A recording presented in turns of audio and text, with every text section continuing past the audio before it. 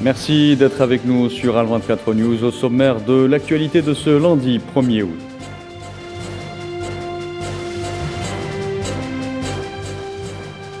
Nouvelle stratégie économique et nouveau redéploiement diplomatique. Le président algérien Abdelmadjid Tebboune dévoile les grandes lignes des orientations géostratégiques de l'Algérie. Bamako en colère suite aux derniers propos du président français sur le Mali. Les autorités de transition dénoncent la posture néocolonialiste d'Emmanuel Macron.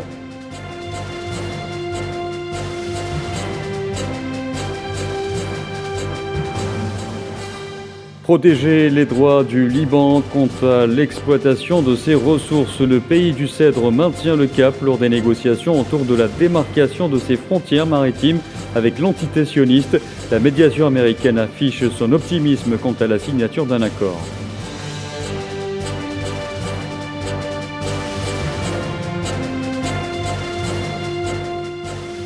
Et puis, se rendra-t-elle à Taïwan? Le monde se pose la question. La Chine multiplie les mises en garde. La présidente de la Chambre des représentants des États-Unis, Nancy Pelosi, vient d'entamer une tournée asiatique controversée avec pour première étape Singapour.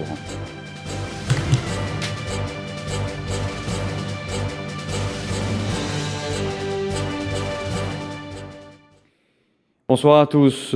Améliorer le niveau de vie des Algériens et sceller des contrats avec des partenaires stratégiques. C'est en somme ce qu'a annoncé le président algérien Abdelmadjid Tebboune lors de son entrevue périodique avec la presse nationale, diffusée hier soir notamment sur Al24 News. Un long chapitre a été consacré à l'économie, les signes avant-coureurs d'une relance économique en début d'année ont depuis laissé la place à des actions concrètes. Retour sur les déclarations phares d'Abdelmadjid Tebboune avec Kheldim Batache. 2022 sera une année économique.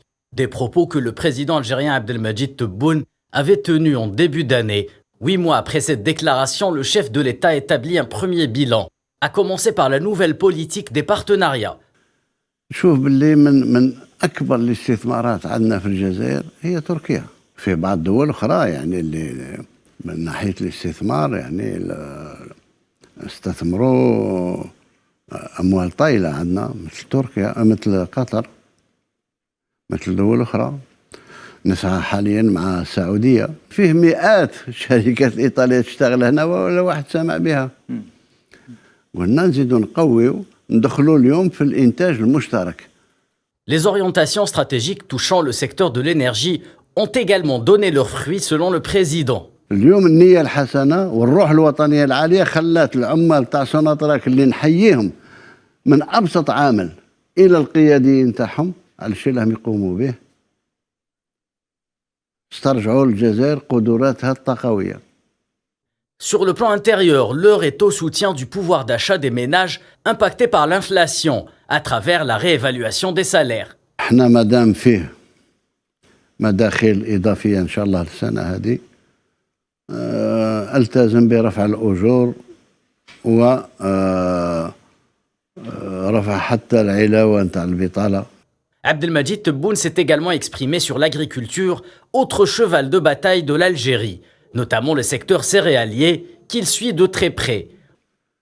اليوم الظروف والأحداث حتمت علينا باش نراجعوا نفوسنا. وإحنا كنا شاعرين بها هذه سنتين. لأن يجي الوقت وين القمح هذا يكون سلاح فتاك. السنة هذه تحسنت شوية نوعا ما. تحسنت بنسبة 7-10%. نتمنى باش السنة المقبلة إن شاء الله نوصلوا إلى تحسن أقل شيء 50-60% بالنسبة للضعف اللي موجود عندنا اليوم. اكتفاء ذاتي في مادة من المواد وممكن حتى نلتزم بها.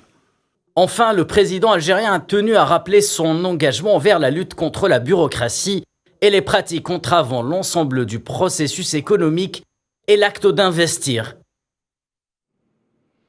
Lors de cette même entrevue et toujours au volet économique, Abdelmadjid Tebboune a affirmé que l'Algérie satisfaisait en grande partie aux conditions d'adhésion aux BRICS, un groupe auquel s'intéresse le pays.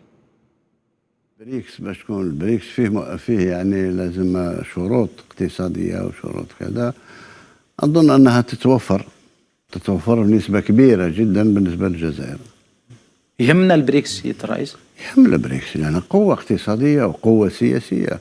يهمنا البريكس أولا باش نبعد على الجاذبية نتاع القطبين أولا، وثانيا احنا كدولة رائدة في عدم الانحياز. هذا هو الاتجاه نتاعنا إن شاء الله.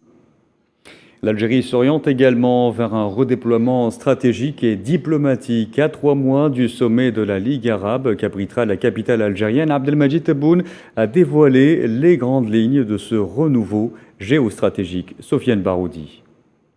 وفاء لتضحيات شهدائنا الأبرار ومجاهدينا الأخيار. Les célébrations de la 60e année du recouvrement de la souveraineté nationale ont été l'illustration du souffle nouveau qui anime la nation, cristallisé par un défilé militaire historique témoignant de la fusion entre les masses populaires et les institutions de l'État, avec à son avant-garde l'armée nationale populaire, héritière de la glorieuse armée de libération nationale. Le président de la République est également revenu sur les Jeux méditerranéens d'Oran, jugés unanimement comme une grande réussite. Cette consécration a été permise par la synergie produite par la société civile algérienne qui a pris l'événement à bras-le-corps, en collaboration avec les différentes structures publiques, démontrant s'il le fallait le dynamisme d'une société jeune et ouverte sur le monde. La conjonction des deux événements est une preuve du retour sans ombrage de l'Algérie sur la scène internationale comme puissance régionale et pôle d'équilibre. ودولة لها وزنها في البحر الأبيض المتوسط. احنا نسعى بجد ونسعى بإيمان راسخ في الوحدة القومية. Le président de la République a énoncé pour l'occasion les éléments qui caractérisent la doctrine géostratégique de l'Algérie, marquée par un attachement inconditionnel aux principes du droit et de la légalité internationale. La légitimité démocratique et populaire imprègne aussi la ligne politique exprimée par le chef de l'État, qui affirme que l'Algérie continuera de soutenir les pays voisins, frères et amis, dans le rejet total des ingérences étrangères et avec pour vocation la promotion des principes de fraternité, de paix et de réconciliation. Le geste pour l'histoire unifiant le mouvement de libération palestinien dépasse la symbolique. Alger, qui jouit de la confiance et de la crédibilité nécessaires, aspire à permettre les conditions d'un renouveau de l'unité arabe à l'occasion du prochain sommet que le pays nord-africain accueillera en novembre prochain. Enfin, le président algérien a réaffirmé énergiquement l'ancrage africain de la nation et l'engagement résolument panafricaniste du pays, répondant aux attentes d'un continent qui aspire naturellement à un juste développement.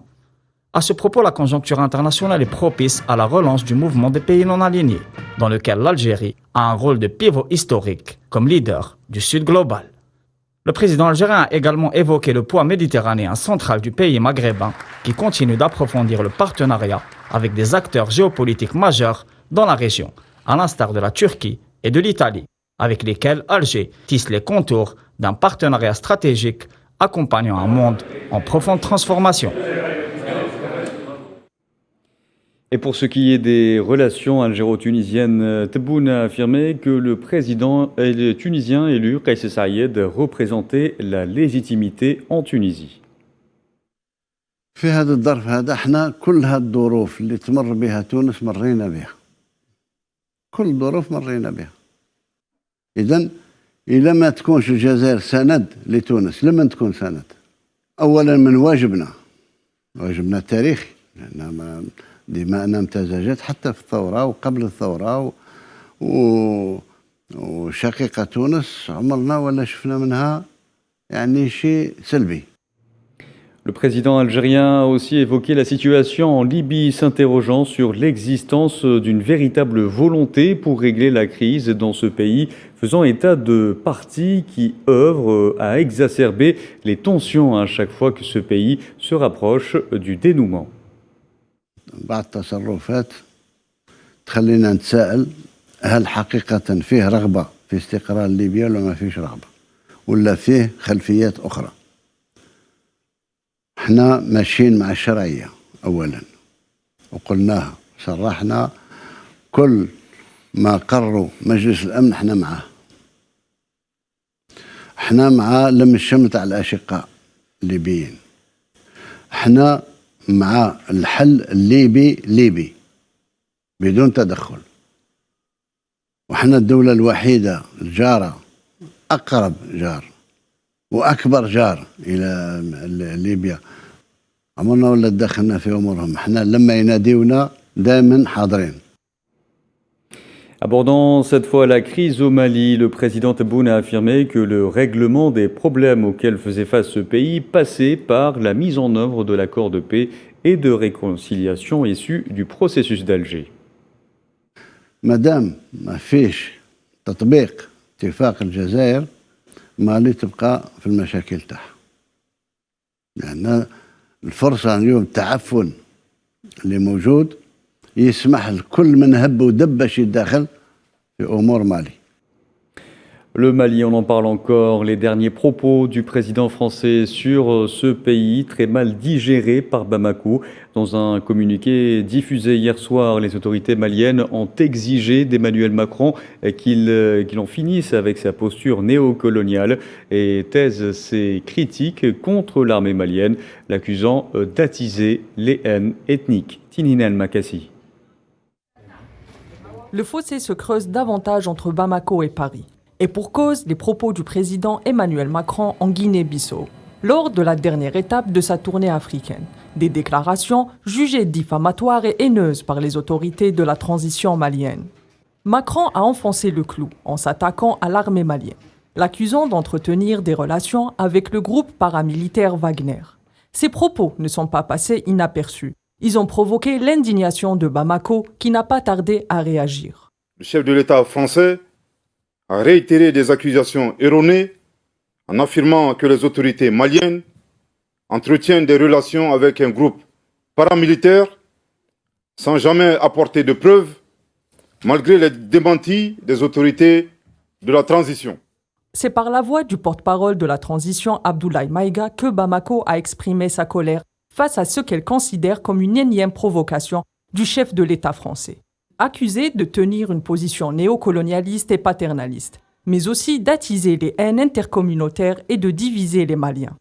Depuis leur arrivée au pouvoir en 2021, les autorités de la transition ont clairement affiché leur position anti-France-Afrique, ne laissant place à aucun doute quant aux attentions de l'État français dans la région du Sahel.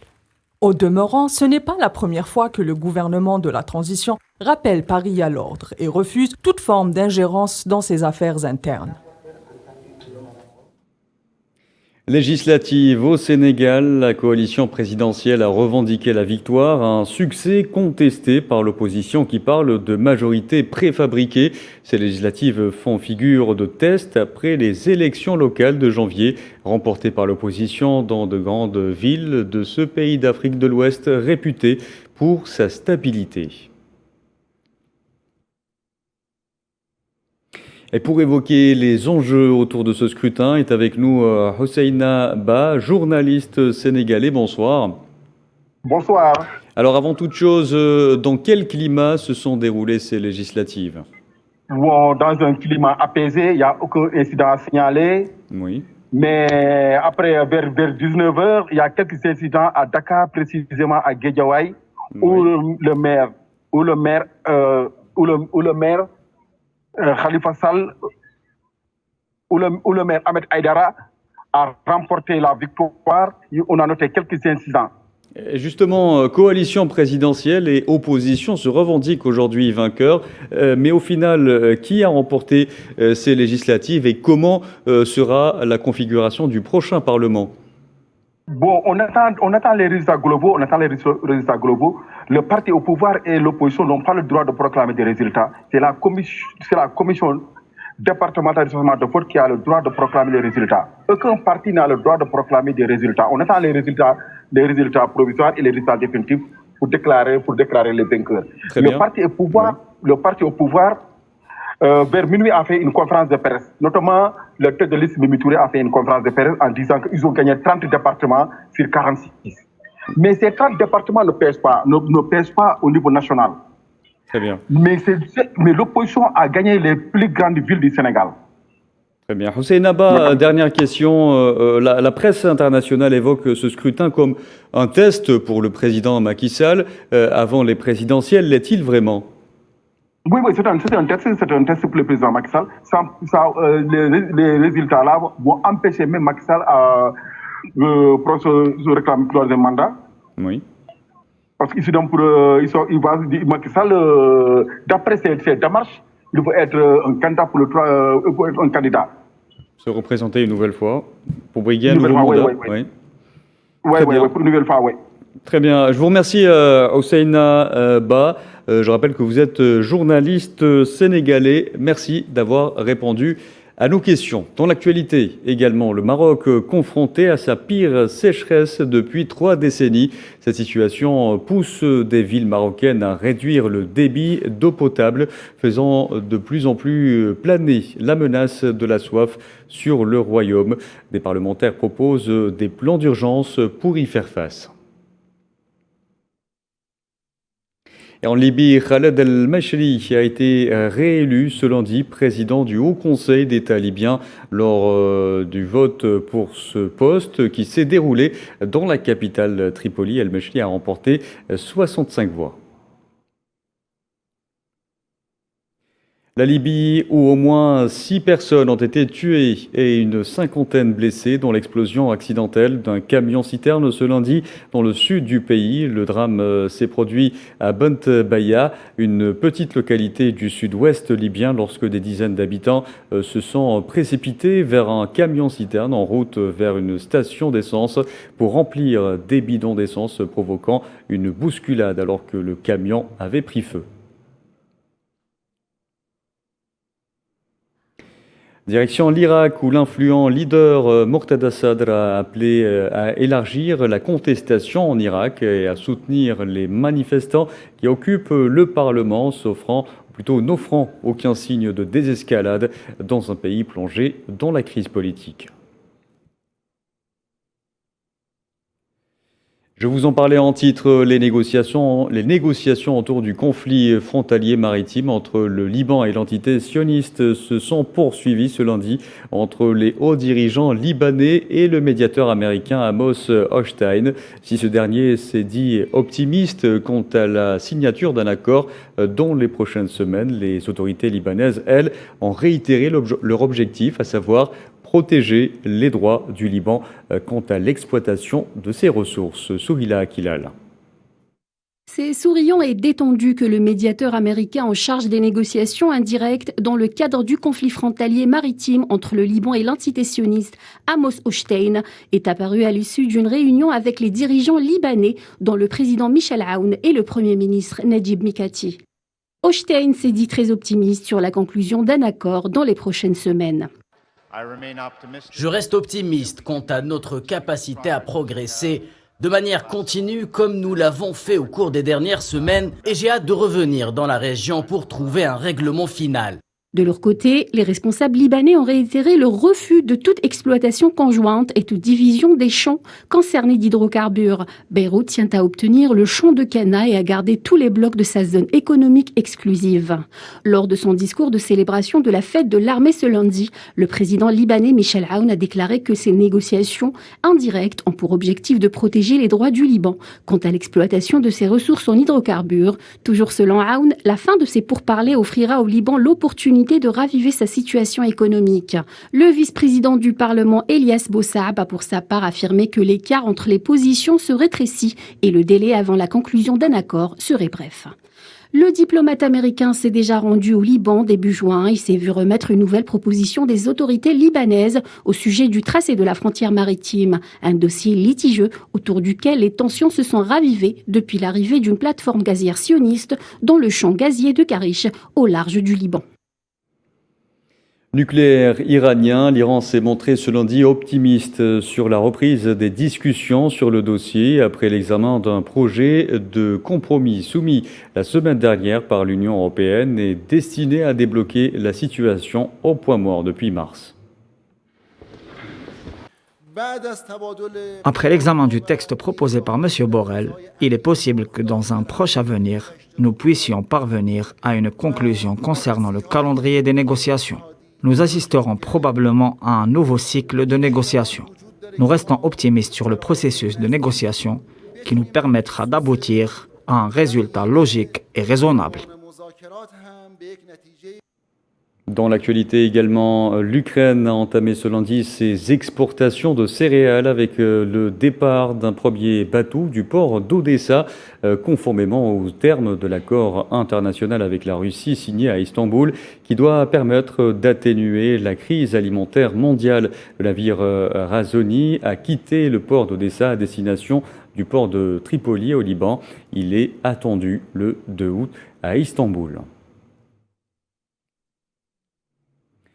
Et l'Union européenne et l'OTAN ont salué ce lundi le départ d'Ukraine de ce premier navire chargé de céréales et réclamé la mise en œuvre totale de l'accord conclu à Istanbul pour la reprise des exportations ukrainiennes. C'est donc une première étape très importante et nous attendons avec impatience la mise en œuvre de l'ensemble de l'accord et la reprise des exportations ukrainiennes vers les clients du monde entier. Ils en ont besoin parce que les conséquences négatives de l'opération russe en Ukraine et du blocage des ports ukrainiens affectent les personnes les plus vulnérables en Afrique, en Asie et au Moyen-Orient. Nous l'évoquions en titre, se rendra-t-elle à Taïwan? C'est la question que tout le monde se pose aujourd'hui. Aussitôt annoncé la tournée asiatique de la présidente de la Chambre des représentants des États-Unis, Nancy Pelosi, a provoqué des remous, particulièrement du côté chinois. Pékin a en effet multiplié les mises en garde contre une visite à Taïwan. Cette tournée, du moins controversée, a été entamée par Singapour. Karim Bouaziz. Alors, se rendra-t-elle ou pas? Les férus de géopolitique vont avoir de quoi se passionner ces 2 prochains jours. Si la question passionne tant et que le pic des tensions mondiales entre les 2 grandes puissances en dépend. Je conduirai une délégation du Congrès dans la région Indo-Pacifique pour réaffirmer l'engagement inébranlable de l'Amérique envers ses alliés et amis dans la région. À Singapour, en Malaisie, en Corée du Nord ou encore au Japon, nous tiendrons des réunions de haut niveau pour discuter de la manière dont nous pouvons promouvoir nos valeurs et nos intérêts communs. Le ministre de Singapour, Lee Hsien Loong, ayant reçu Nancy Pelosi, lui-même a du mal à cacher ses inquiétudes au sujet d'un tel déplacement. Il n'a pas lésiné pour appeler les 2 parties, Chine et États-Unis, à œuvrer pour bâtir des relations stables pour toute la région. Depuis des semaines, les tensions se sont accrues quand l'information ayant trait au possible voyage de Pelosi sur l'île de Taïwan, que Pékin considère comme faisant partie intégrante de son territoire. Si la présidente de la Chambre des représentants se rend à Taïwan, la Chine prendra assurément des contre-mesures fermes et énergiques afin de sauvegarder sa souveraineté et son intégrité territoriale. L'armée chinoise ne restera pas assise sans rien faire. Depuis des années, des délégations américaines ont pris coutume de se rendre sur l'île de Taïwan pour exprimer leur soutien. Mais l'on a rarement vu un haut personnage de l'appareil politique washingtonien, proche du président américain Joe Biden, tenter l'exercice. Le dernier en date est un certain Newt Gingrich en 1997. De plus, il faut le souligner, les États-Unis pratiquent une sorte d'ambiguïté stratégique sur le dossier de la souveraineté taïwanaise. D'un côté, le département d'État US ne reconnaît qu'une seule Chine continentale, tandis que le soutien envers les velléités nationalistes taïwanaises n'a jamais été caché. Objectivement, une visite d'une figure centrale du Parti démocrate comme Nancy Pelosi sur l'île de Taïwan compliquerait singulièrement la tâche de la diplomatie américaine qui travaille à ne pas envenimer gratuitement les relations avec la Chine. La semaine dernière, lors d'un échange téléphonique de 2 heures entre Joe Biden et son homologue chinois Xi Jinping, qui a appelé la partie américaine à ne pas jouer avec le feu. Les exercices militaires et autres démonstrations de force dans la région ne cessent de se tutoyer avec les alliés des 2 camps, lesquels sont en train de transformer la zone en tension accrue qui suscitera l'inquiétude dans le futur. Enfin, pour ce qui est du véritable intéressé, à savoir Taïwan, interrogé au sujet de la visite de Nancy Pelosi, des personnalités politiques du gouvernement ou de l'opposition ont pour la plupart affirmé que nul ne devait céder à la pression de Pékin. Et avant de conclure, le sport féminin à l'honneur dans ce journal. L'Angleterre trône désormais sur le football européen. La chasse a été bonne pour les Lionnes qui ont su s'imposer en finale face à leurs homologues allemandes. Remporter l'Euro face à l'Allemagne est une véritable prouesse célébrée en grande pompe par des milliers de supporters. Faisal Salah. À la 24e minute, un corner de la Nationalmannschaft, une défense anglaise en panique, Murray Hoops sauve les Lions. À la deuxième mi-temps, les Lions ont réagi. À la 62e minute, Keira Walsh sert Elaton, geste de génie de la joueuse de Manchester United explose. 1-0, fantastique. L'Angleterre mène au score.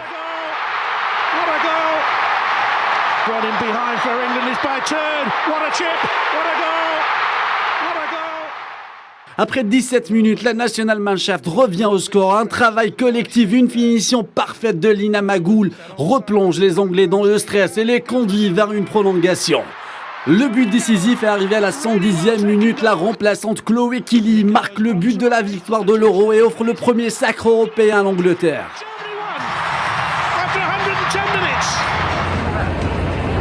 Les protégés de Sarina Wiegman ont célébré leur sacre pour la deuxième fois lundi après-midi à Trafalgar Square à Londres.